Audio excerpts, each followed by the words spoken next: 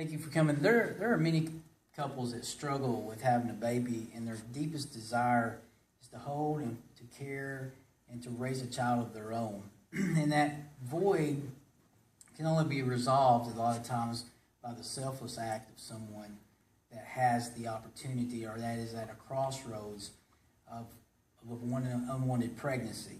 Now, it takes courage, there's no doubt about it, to give a gift like this. But it blesses the giver, it blesses the receiver, and ultimately it blesses the child. The giver can also be blessed because it relieves what possibly could be guilt or self-condemnation that comes along with an abortion. The receiver has this dark hole, a void that can be replaced with happiness and joy, and the child is brought into a place where they're wanted, where they're cared for, and have this unconditional love and security. And today I want to share that there's a better and more complete way and a healing way during a confusing and painful situation like this. Now, overwhelmingly, it's been known that guilt is associated with a lot of women who have an abortion, and that hasn't been helped any by our government, because in 1973, the Supreme Court struck down federal laws, state laws, and local laws restricting abortion, mainly because they found out that medically it was a safe procedure. And medically it probably is, but psychologically it's a whole different thing, and emotionally it's a whole different thing, because we've found that it leaves a wound that is festering, full of fear and guilt.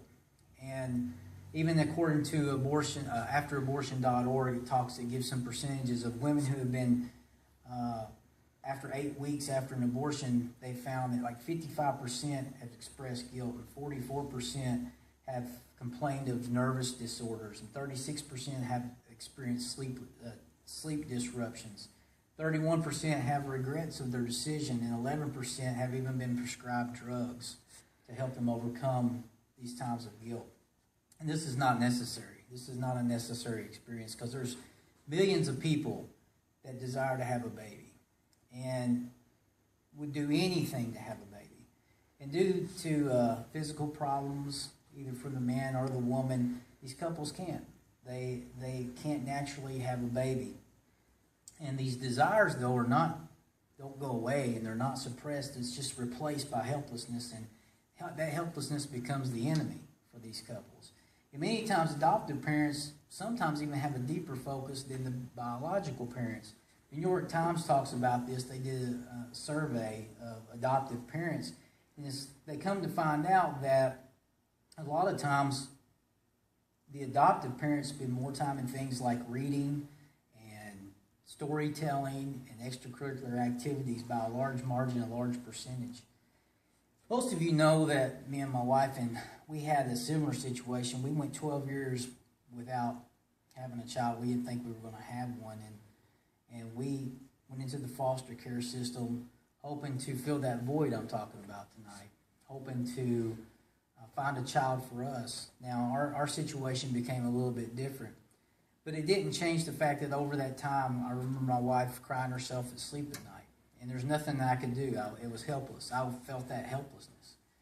But the Lord blessed us. We have an 8-year-old boy and a 3-year-old boy. But I wouldn't change those days in foster care for nothing in the world. We had several children come through our house, through our home, and it wasn't meant for us to adopt. But we were on the road to that. And we had an opportunity because somebody somewhere decided that they weren't going to take the easy route.